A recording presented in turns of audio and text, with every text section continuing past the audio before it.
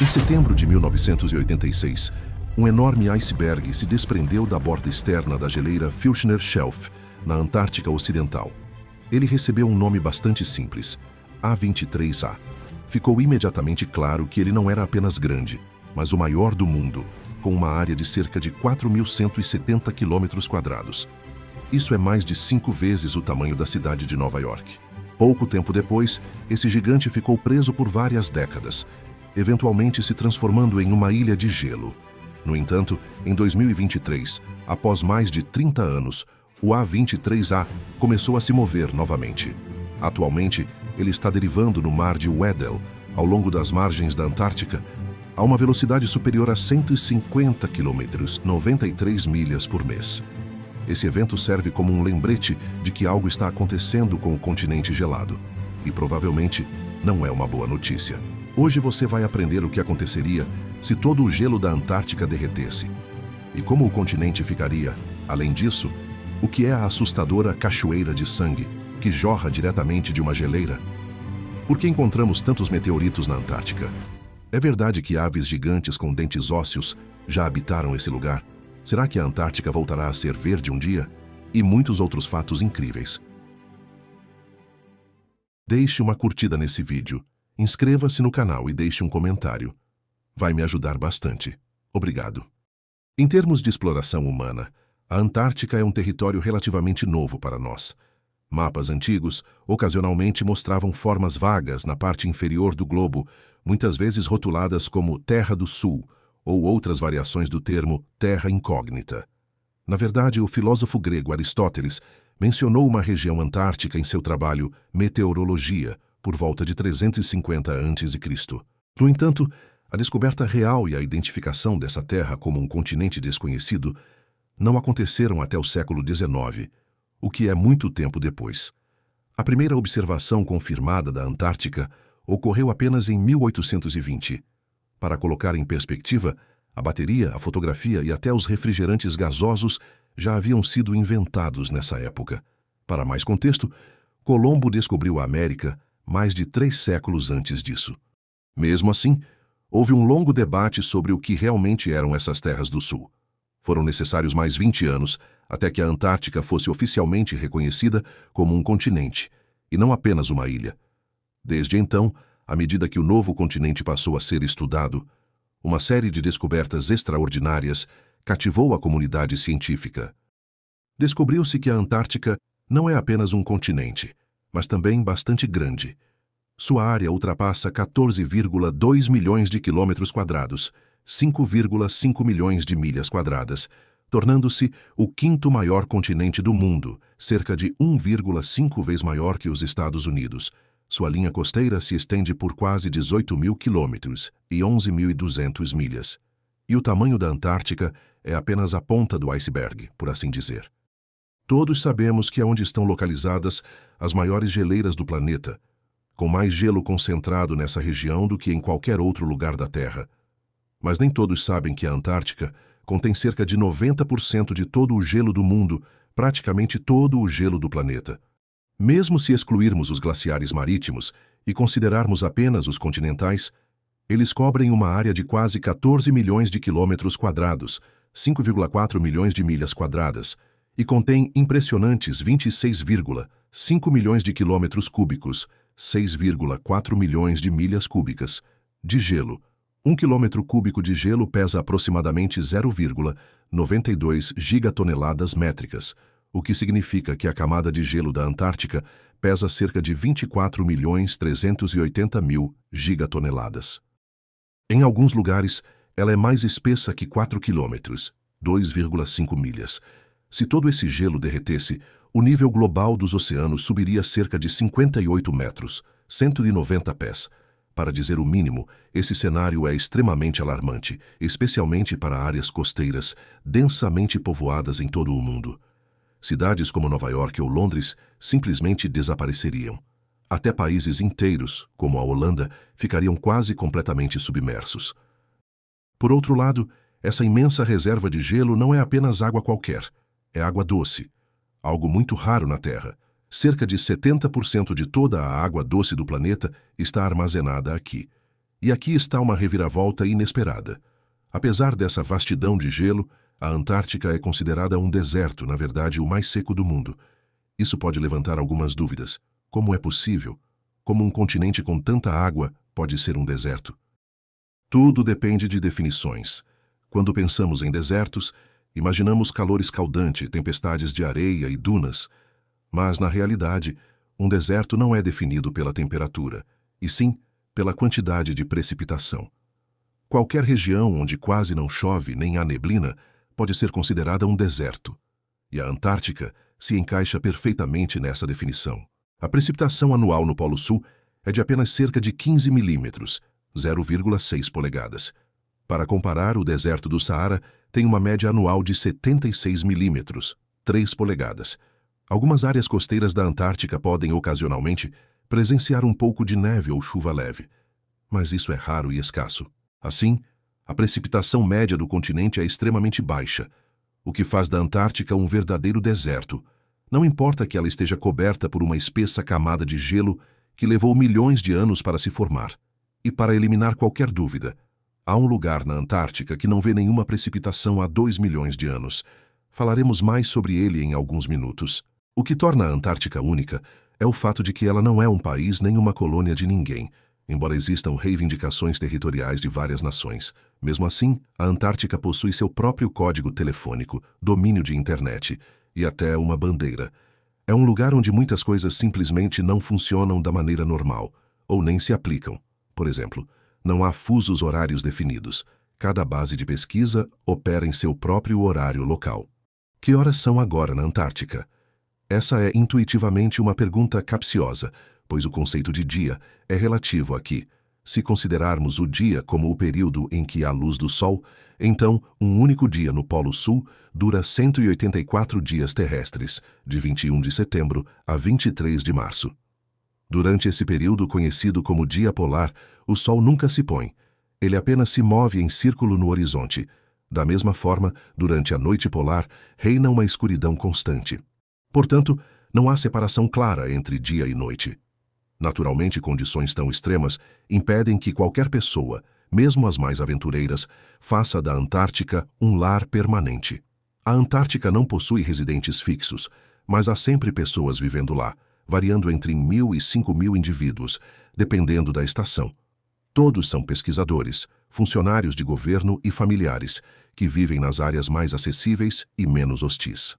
Nas regiões mais acessíveis e relativamente mais habitáveis da Antártica, os participantes das missões precisam atender a certos critérios específicos, porém, nas áreas mais remotas, as exigências se tornam ainda mais rigorosas. Por exemplo, pessoas que ainda não removeram o apêndice podem ter problemas para obter autorização. Mas o que há por trás desse requisito estranho?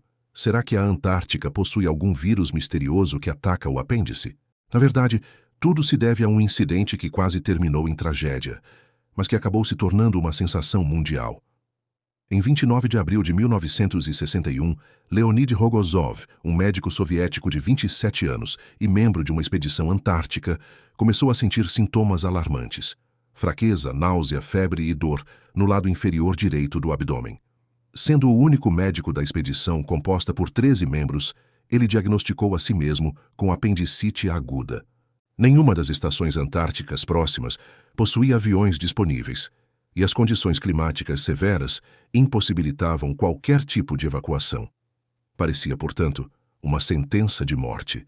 Mas o corajoso médico tomou uma decisão impensável: realizar uma cirurgia de apendicectomia em si mesmo. Afinal, essa era a única forma de salvar sua vida. Sem entrar em detalhes mais gráficos da operação, basta dizer que foi extremamente difícil, mas, surpreendentemente, bem-sucedida, e o feito tornou o jovem médico famoso no mundo inteiro. Um dia ou noite com duração de meio ano já faz a Antártica parecer um exoplaneta distante, e não parte da Terra. Mas há algo mais que nos lembra de que estamos no espaço, e que às vezes recebemos visitantes cósmicos. E não, ainda não estamos falando de alienígenas. Trata-se de outra coisa. A Antártica é o lugar perfeito para procurar meteoritos. Quase 2/3 de todos os meteoritos encontrados na Terra foram descobertos justamente aqui. Mas por quê? Enquanto alguns podem recorrer a teorias da conspiração, a explicação real é bastante simples. Os meteoritos não caem com mais frequência na Antártica, mas são muito mais fáceis de encontrar. Além do ar extremamente seco, o relevo local é perfeito para a busca. É fácil identificar rochas escuras contrastando com a imensidão branca da neve. Mesmo quando os meteoritos afundam, o movimento das geleiras impede que eles desçam demais. Assim, eles quase sempre permanecem próximos da superfície. Durante uma expedição realizada entre 2022 e 2023, uma equipe internacional de pesquisadores retornou com 5 novos meteoritos, após uma busca relativamente curta. Um deles pesava impressionantes 7,6 quilos. De acordo com Maria Valdes, pesquisadora do Field Museum of Natural History e da Universidade de Chicago, cerca de 45 mil meteoritos foram coletados na Antártica somente no último século, e apenas cerca de 100 deles têm tamanho igual ou maior que o maior espécime encontrado nessa expedição.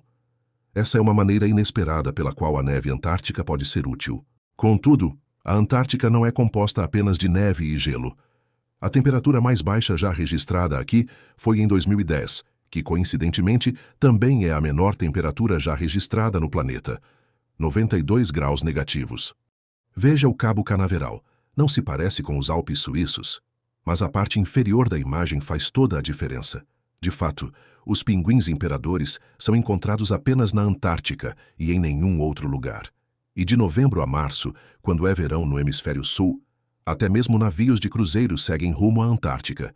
Mas à medida que você vai mais ao sul, especialmente no coração do inverno, a Antártica revela sua verdadeira essência congelante e arrepiante. O que mais vem à mente quando se pensa na Antártica, além do gelo e do frio, é claro? O buraco na camada de ozônio. Todo mundo já ouviu falar dele, mas nem todos compreendem totalmente suas implicações. É uma área nas camadas superiores da atmosfera com uma queda significativa na concentração de ozônio.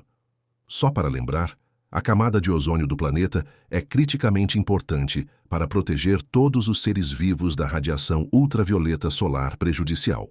Ao contrário de concepções erradas comuns, o buraco de ozônio sobre a Antártica não é algo estático, é mais um fenômeno sazonal. A anomalia na camada de ozônio sobre a Antártica foi descoberta pela primeira vez em 1985. Um grupo de cientistas britânicos descobriu que uma área de baixa concentração de ozônio aparece todos os anos em agosto e praticamente desaparece em dezembro. Ficou imediatamente claro que esse processo era um indicativo de algo mais alarmante. Os cientistas se perguntaram: e se esse fenômeno progredir? E de onde ele veio, afinal? A teoria mais plausível é a de que foi causado pela atividade humana, especificamente pelo uso de clorofluorcarbonos, CFCs, e cerca de outras 100 substâncias semelhantes. A comunidade científica imediatamente soou o alarme. Em 1985, foi assinada a Convenção de Viena para a Proteção da Camada de Ozônio. Em seguida, em setembro de 1987, veio o Protocolo de Montreal sobre substâncias que destroem a camada de ozônio. Desde então, as coisas vêm melhorando ano após ano. Os pesquisadores observam que o buraco na camada de ozônio está diminuindo. Alguns otimistas acreditam que o buraco sobre a Antártica desaparecerá completamente até 2066, uma visão até refletida em um relatório da ONU. No entanto, os últimos anos trouxeram uma nova causa de preocupação, especialmente o ano atual de 2023. Dados de satélite do Centro Europeu de Previsões Meteorológicas de Médio Prazo revelaram uma tendência alarmante. O buraco na camada de ozônio sobre a Antártica começou a se formar de maneira incomumente precoce naquele ano. De fato, já em agosto, e os cientistas ficaram genuinamente alarmados com esse fenômeno. Como declarou o Dr. Martin Jaker, pesquisador do Centro de Pesquisa de Mudanças Climáticas da Universidade de Nova Gales do Sul, uma formação tão precoce é algo muito inesperado. Se o buraco na camada de ozônio se expandir além do seu tamanho típico, isso poderá fazer com que as águas do Oceano Antártico aqueçam ainda mais, e atualmente a região está testemunhando um nível recorde de baixa do gelo marinho. O aumento da radiação ultravioleta também afetará os padrões de vento, contribuindo ainda mais para a diminuição do gelo. Não dá para evitar o pensamento: 2023 já basta, é coisa demais para lidar de uma só vez. Mas, Por enquanto, ainda há poucas informações para tirar conclusões definitivas. Enquanto a Antártica continua sendo um ambiente formidável, é o momento perfeito para nos aprofundarmos em seus aspectos mais cativantes e misteriosos. Vamos começar com algo que não pareceria surpreendente em nenhuma outra parte do planeta: um rio. Nada parece fora do comum em um rio fluindo, mas para a Antártica, isso é uma verdadeira atração. Este é o rio Onyx. Com apenas 32 quilômetros, 20 milhas de comprimento, ele detém o título de rio mais longo da Antártica. O que torna este rio realmente único é o seu comportamento. Ele flui apenas por cerca de 2 meses por ano. Durante a maior parte do ano, o rio fica dormente, com seu leito completamente congelado. É como se o próprio tempo tivesse parado. No entanto, durante o curto verão antártico, ocorre uma transformação mágica. O rio Onyx desperta para a vida e começa a fluir. O sistema hidrológico único da Antártica desempenha um papel crucial no comportamento do rio Onyx. O continente é coberto por uma espessa camada de gelo, com uma complexa rede de lagos e riachos subglaciais situados dentro e sob essa camada. Quando o sol do verão aquece a superfície do gelo, a água do derretimento escorre e se acumula nesses reservatórios subterrâneos. Eventualmente, a pressão se torna grande demais, forçando a água a emergir na superfície e dando origem a rios como o Onyx. O curto, mas intenso período de fluxo do rio Onyx cria um ecossistema vital em meio à paisagem árida.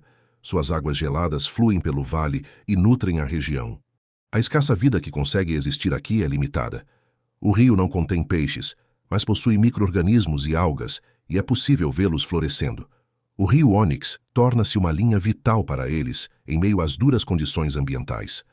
Mas o que é ainda mais impressionante é onde o rio flui. Ele corre pelo lugar mais seco do planeta. Tão seco que até certas áreas do deserto do Atacama, onde não chove há 400 anos, pareceriam um oásis em comparação. Pois, neste lugar, não há precipitação há 2 milhões de anos. Estes são os chamados Vales Secos de McMurdo, localizados a oeste do Estreito de McMurdo, especificamente os vales Victoria, Wright e Taylor. São vastas planícies com encostas íngremes, esculpidas por geleiras há muito desaparecidas. Juntos, esses vales cobrem cerca de 8.000 quilômetros quadrados, aproximadamente 3.888 milhas quadradas de terra antártica. Eles também são conhecidos como oásis antárticos, justamente porque não estão cobertos por gelo ou neve. Mas é claro, não tem nada em comum com o que normalmente chamamos de oásis. Na verdade, são o completo oposto. Em lugares como o Saara, oásis são ilhas de vida. Já os vales secos de McMurdo são, literalmente, os locais mais sem vida do planeta. Pesquisadores não conseguiram encontrar sinais de vida nas amostras de solo retiradas desse lugar tão seco e frio. É impossível não compará-lo a outros planetas, talvez a Marte. E com razão. Os vales secos se assemelham tanto às condições do planeta vermelho que a NASA os utilizou como campo de testes para as sondas Viking. Além disso, alguns dos mistérios dessa região são desafiadores até para os cientistas modernos. Por exemplo, há carcaças mumificadas de focas espalhadas pelos vales. Elas se decompõem muito lentamente no ar frio e seco. Portanto, é bem provável que alguns desses animais tenham vagado até ali e morrido há centenas, ou até milhares de anos. O que exatamente procuravam nesse lugar desolado permanece um mistério. A única teoria sugere que as focas se arrastaram até os vales desorientadas, enfraquecidas e encalhadas, acabando por sucumbir às condições extremas. De qualquer forma, a pergunta continua. Por que é tão seco aqui a ponto de não haver praticamente nenhuma vida? O fato é que grande parte da cobertura de neve e gelo da Antártica não se formou por meio de precipitações típicas, como a neve. Em vez disso, surgiu principalmente devido à condensação da umidade atmosférica, algo semelhante à geada em geladeiras antigas, aquelas sem sistemas no frost. A precipitação anual nos vales secos é de apenas 25 milímetros, quase uma polegada. Mas mesmo essa quantidade mínima evapora sem nunca se transformar em água líquida. A umidade do ar é extremamente baixa devido aos ventos catabáticos periódicos, correntes de ar frias e secas que às vezes alcançam velocidades de 320 km por hora, 200 milhas por hora. E esse é outro recorde: os ventos permanentes mais fortes da Terra. Como resultado, os vales permaneceram quase livres de gelo por cerca de 8 milhões de anos. Por mais paradoxal que pareça, no interior do Vale Taylor, logo ao lado do lugar mais seco do planeta, existe uma cachoeira, e não é uma cachoeira qualquer. Trata-se das Cachoeiras de Sangue, Blood Falls, e a cor vermelha realmente parece convincente. É um dos marcos mais impressionantes da Antártica. O nome Cachoeiras de Sangue é, claro, metafórico, mas basta olhar para perceber o quão assustador e intrigante é o visual. Esse local foi descoberto em 1911 pelo geólogo australiano Griffith Taylor, que deu seu nome à geleira. Naquela época, Taylor e sua equipe supuseram que a cor vermelha era causada por algas vermelhas. No entanto, essa hipótese foi posteriormente refutada. De acordo com uma das teorias mais plausíveis, a cor vermelha sangue da cachoeira é resultado de uma reação química complexa, que vem ocorrendo há 1,5 milhão de anos. À medida que a água passa por uma rede infinita de fissuras e passagens dentro da geleira, ela sofre transformações notáveis. Os pesquisadores frequentemente chamam essa água de cápsula do tempo líquida. Ao entrar em contato com o ar aberto, a água salgada forma óxidos de ferro, o que a faz ficar vermelha como sangue, após ter ficado presa sob alta pressão dentro da geleira, sem exposição à luz solar ou ao oxigênio. Além disso, esse corpo d'água contém micro-organismos que vivem em ambientes de alta pressão e se alimentam de sulfatos. Os cientistas nunca haviam observado nada parecido em nenhum outro lugar do planeta. Surpreendentemente, essas descobertas fizeram das Cachoeiras de Sangue um importante local para pesquisas astrobiológicas. Por exemplo, um estudo conduzido pela Universidade do Tennessee revelou que um total de 17 tipos de micro-organismos prosperam dentro da geleira, cada um deles oferecendo informações valiosas sobre as condições da Terra há 700 milhões de anos, bem como sobre a potencial habitabilidade de Marte, Europa e Titã. Quem teria imaginado que este canto remoto do mundo poderia fornecer pistas sobre uma das maiores perguntas da humanidade? Outros planetas e luas poderiam formar e sustentar vida. E agora, para fins de contraste, vamos mudar o foco dos vales para o seu completo oposto, as montanhas. A Antártica tem muitos desses marcos. A montanha mais alta do continente é o maciço Vinson. Sua altura é de 4.892 metros acima do nível do mar. Para contextualizar, o Mont Blanc, o pico alpino mais alto, tem 4.867 metros, que é um pouco mais baixo. Embora a presença de montanhas na Antártica dificilmente impressione alguém, o que pode surpreender é que a Antártica possui vulcões ativos. O mais alto é o Monte Erebus, com 3.794 metros acima do nível do mar. O vulcão está ativo há cerca de 1,3 milhão de anos. Dentro da cratera, em seu cume, há um lago de lava de longa duração, que existe pelo menos desde o início dos anos 1970. Infelizmente, o Monte Erebus também está associado a eventos trágicos. O mais notável é o desastre aéreo de 1979. Em 28 de novembro, o avião de passageiros DC-10 da Air New Zealand colidiu de frente com a encosta do vulcão. Como resultado, 257 pessoas morreram, incluindo todos os passageiros e todos os 20 membros da tripulação. De fato, a Antártica às vezes pode ser perigosa mesmo para aqueles que se sentem razoavelmente seguros, sem mencionar aquelas almas corajosas que conscientemente enfrentaram o perigo mortal em busca de descobertas científicas. E agora, alguns artefatos únicos da Antártica nos lembrarão para sempre de seu heroísmo. Eles permanecem como monumentos naturais notáveis aos pioneiros corajosos, embora inicialmente fossem apenas abrigos temporários.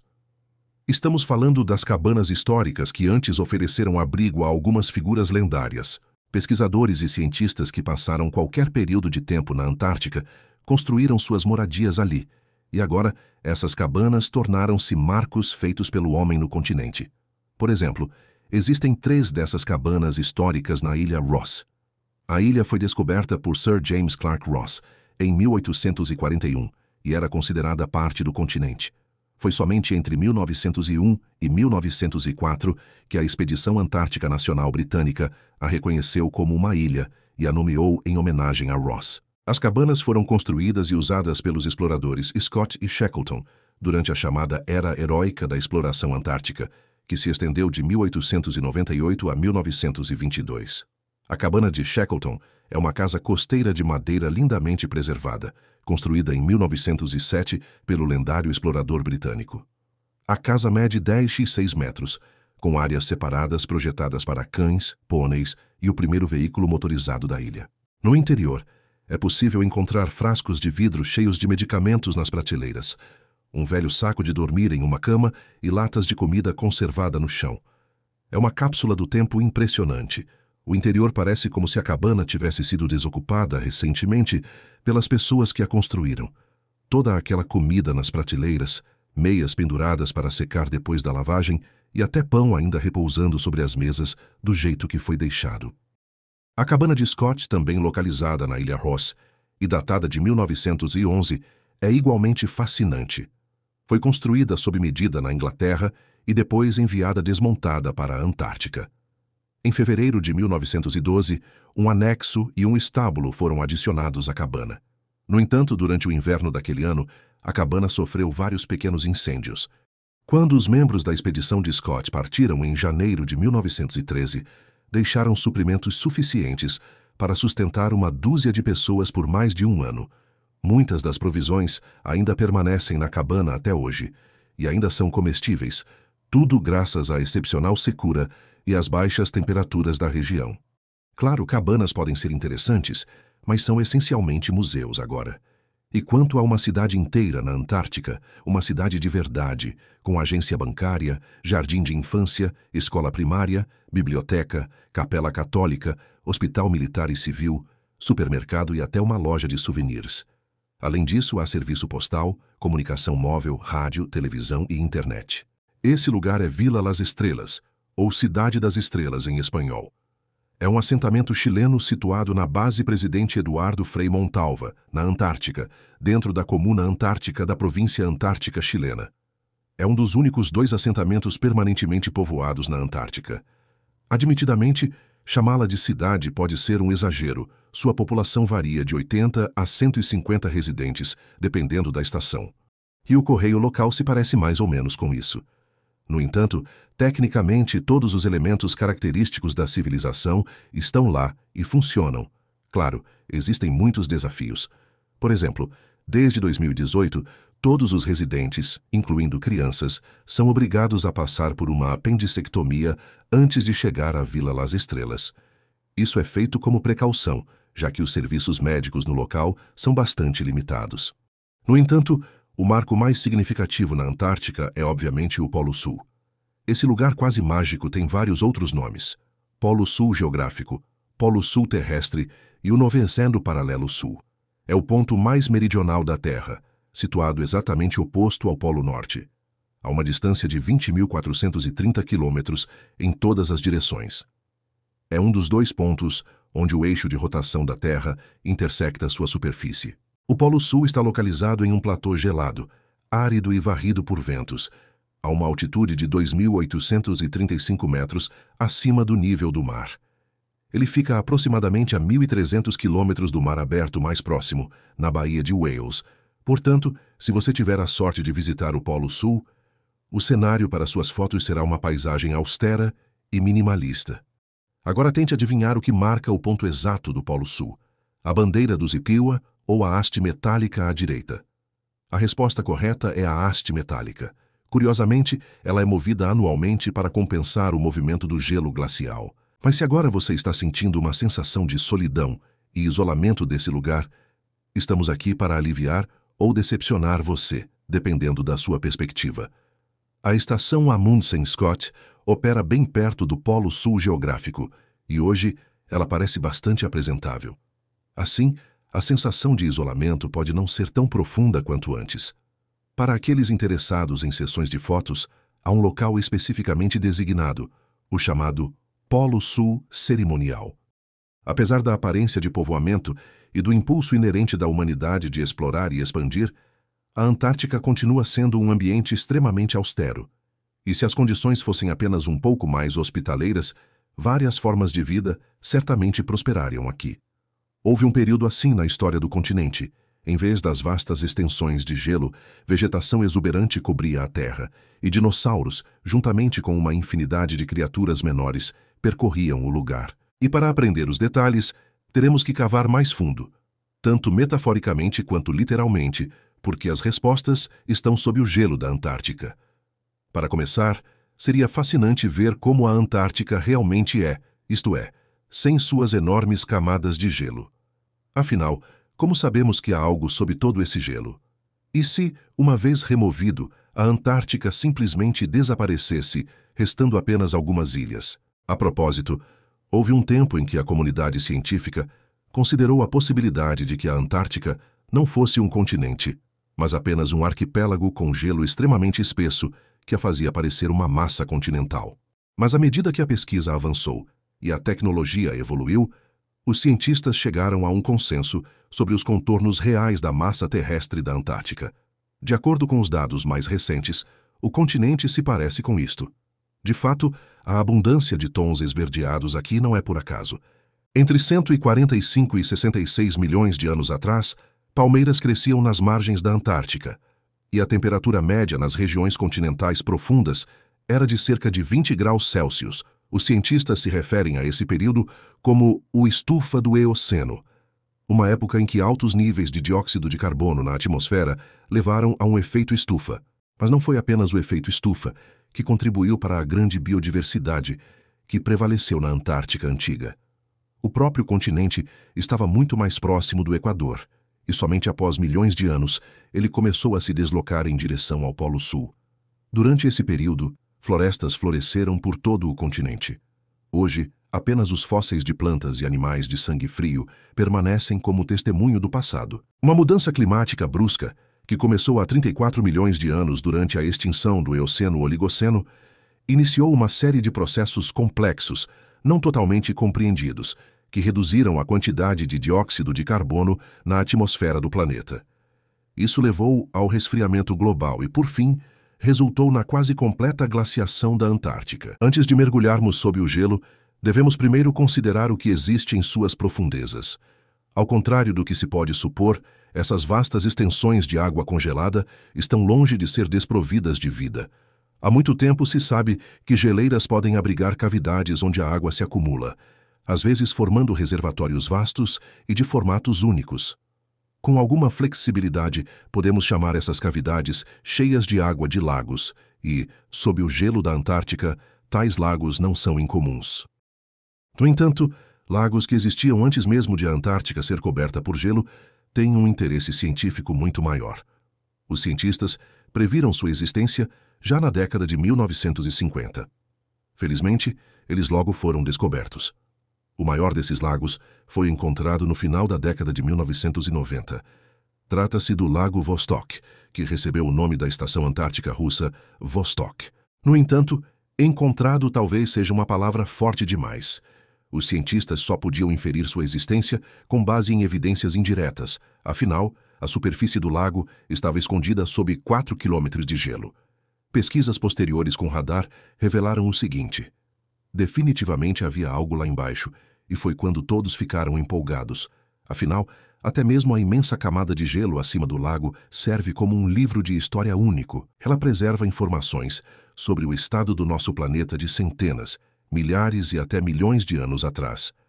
A partir dessas amostras de gelo, é possível determinar a quantidade de poeira na atmosfera, o nível de impurezas gasosas e a composição da água em um determinado momento. No entanto, a verdadeira cereja do bolo é a água no próprio lago. Segundo os cientistas, trata-se de uma cápsula do tempo real, e o lago em si é bastante grande, para dizer o mínimo. Estendendo-se por 160 quilômetros de comprimento e 30 quilômetros de largura em seu ponto mais amplo, ele cobre uma área de 12.500 quilômetros quadrados. Há espaço de sobra ali para animais de qualquer tamanho. Entretanto, os cientistas eram bastante reservados quanto ao que realmente poderia ser encontrado ali. Talvez não houvesse nada interessante nesse mundo separado, isolado do restante do planeta por milhões de anos. Os esforços de perfuração para alcançar o lago começaram já em 1989, mas somente em 2012 eles chegaram à sua superfície. O estudo inicial do núcleo obtido da água congelada do lago trouxe resultados surpreendentes. Cerca de 4.000 espécies de bactérias foram descobertas prosperando em condições extremas. E isso não por causa da baixa temperatura, mas principalmente por causa da pressão. Todos aqueles quilômetros de gelo acima criaram uma pressão de cerca de 300 atmosferas. Embora isso não se compare à Fossa das Marianas, com suas 1.071 atmosferas, ainda assim é muita pressão. No entanto, a empolgação inicial durou pouco. Descobriu-se que a mistura colorida de organismos unicelulares havia contaminado a água do lago a partir do fluido de perfuração e, na realidade, praticamente não havia nada no Lago Vostok, pelo menos em suas águas superficiais. Dizemos praticamente porque algo foi de fato descoberto. A bactéria WC2310, encontrada no gelo congelado na broca, apresentava uma correspondência genética inferior a 86% em relação a espécies conhecidas. Você pode perguntar, e daí? Acontece que, para classificar um organismo como pertencente a uma espécie conhecida, os cientistas precisam de uma correspondência genética de 90% ou mais. Isso significa que a bactéria descoberta é definitivamente algo novo, anteriormente desconhecido pela ciência. Claro, isso não era o que os sonhadores esperavam, afinal, descobrimos apenas bactérias e não criaturas míticas fantásticas. Mas a pesquisa continua, e talvez não fiquemos decepcionados por muito tempo. Afinal, a Antártica é bastante generosa com artefatos antigos que apresentam formas de vida complexas. Por exemplo, fósseis de criaturas antigas notáveis. Descobertas surpreendentes acontecem o tempo todo, e algumas delas são simplesmente impressionantes. Por exemplo, em 2020, a comunidade científica ficou praticamente chocada com um relatório publicado na revista Nature. Os autores discutiam a descoberta dos restos de uma espécie aterrorizante de ave gigante com dentes ósseos na Antártica. Para ser mais preciso, esses restos foram descobertos há bastante tempo, na década de 1980. Mas por algum motivo, a importância dessa descoberta incrível passou despercebida pelos cientistas na época. Descobriu-se que um desses antigos restos pertencia a uma espécie de ave gigantesca que dominava o céu sobre os oceanos. Essas criaturas formidáveis realmente possuíam dentes. Embora não fossem verdadeiros, eram projeções ósseas em seus bicos que se assemelhavam a dentes reais, mas não eram genuínos. Elas são conhecidas como pelagornitídeos, um grupo extinto de aves marinhas predadoras. Também são chamadas de aves de dentes ósseos, por causa dessas estruturas. Porém, é improvável que essa distinção fosse algum tipo de consolo para suas presas. Os pelagornitídeos prosperaram por dezenas de milhões de anos. Os fósseis mais antigos conhecidos dessas aves datam de 62 milhões de anos, enquanto os mais recentes têm cerca de 2,5 milhões de anos.